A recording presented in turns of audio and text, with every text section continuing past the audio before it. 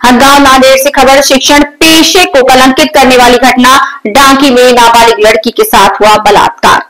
यवतमाल जिले के उमरखेड़ तालुका के ढांकी के पद्मशाली समाज के एक गरीब परिवार की छात्रा को शिक्षक संदेश गुंडेकर निवासी सरसम तालुका हिमायतनगर ढांकी तालुका उमरखेड़ ने शिक्षण पेशे को कलंकित करते हुए नाबालिग लड़की को प्रेम जाल में फंसाया और उसका यौन शोषण किया।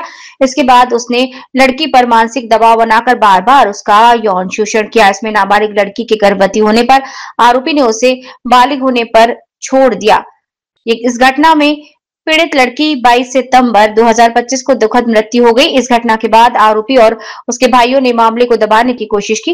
पीड़ित लड़की के परिवार पर दबाव बनाने की कोशिश की गई। इस मामले में ढांकी और पद्मशाली समाज ने बितरक गांव ताल पुलिस स्टेशन में एक बयान दर्ज कराया उमरखेड़, जिसके बाद आरोपी को गिरफ्तार कर लिया गया। इस घटना से पूरे महाराष्ट्र के पद्मशाली समाज में भारी आक्रोश है और इस गंभीर अपराध में आरोपी संदेश गुंडेकर का साथ देने वाली उसके भाई साईराज गुंडेकर, आशीष गुंडेकर और इस कृत्य में शामिल सभी आरोपियों को सह अभियुक्त बनाकर तुरंत गिरफ्तार किया जाना चाहिए। घटना की गंभीरता को देखते हुए मामले में गंभीर मामले दर्ज किए जाने चाहिए। मामले की सुनवाई फास्ट ट्रैक कोर्ट में की जानी चाहिए और आरोपी को मौत की सजा दी जानी चाहिए। इसके लिए आज पद्मशाली समाज की ओर से हदगांव के तहसील कार्यालय में एक बयान दर्ज करके विरोध प्रदर्शन हुआ।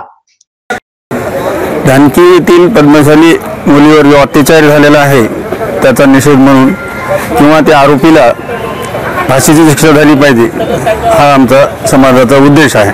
त्याच्यावर लैंगिक अत्याचार झालेला आहे आणि ती मुलगी मृत्यू पावलेली आहे।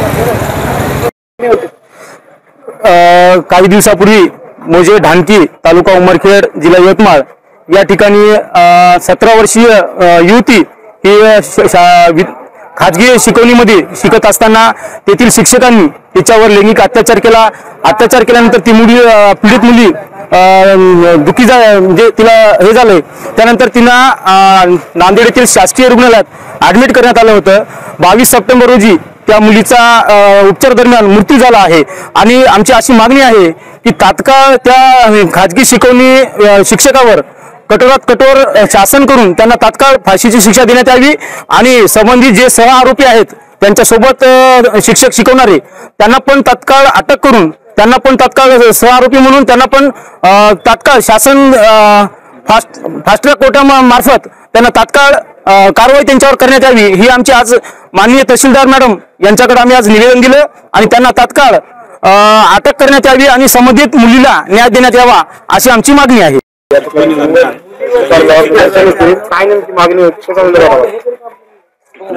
उमरखेड तालुक्यातील ढांकी येथे पद्मशाली समाजाच्या अल्पवयीन मुलीवर जी खाजगी शिकवणीसाठी जात होती त्या ट्युशन टीचरने तिच्यावर जो लैंगिक अत्याचार केला त्यातून त्या मुलीचा दुर्दैवी मृत्यू झाला।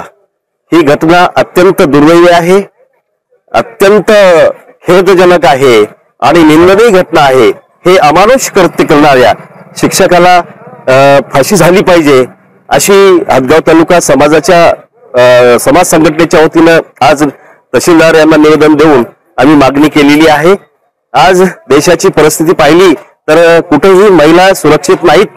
आज मुख्यमंत्री लाडकी बहीण योजना हे चालू आहे, परंतु या महाराष्ट्रामध्ये लाडक्या बहिणी जर सुरक्षित नसतील तर या देशाची या महाराष्ट्राची कायदा आणि सुव्यवस्था खरंच त्याला काय म्हणू आपण सक्षम आहे का असं मला म्हणावंसं वाटते।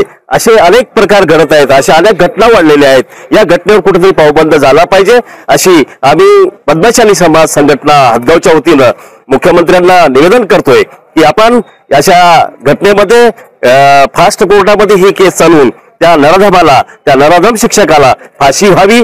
त्याच्यासोबत असलेले जे शिक्षक आहेत सह आरोपी आहेत त्यांना सह आरोपी करून त्यांनाही अटक करावी आणि त्यांनाही फाशी शिक्षा व्हावी अशी पद्मशाली समाज संघटनेच्या वतीनं आम्ही सर्वजण मागणी करतोय।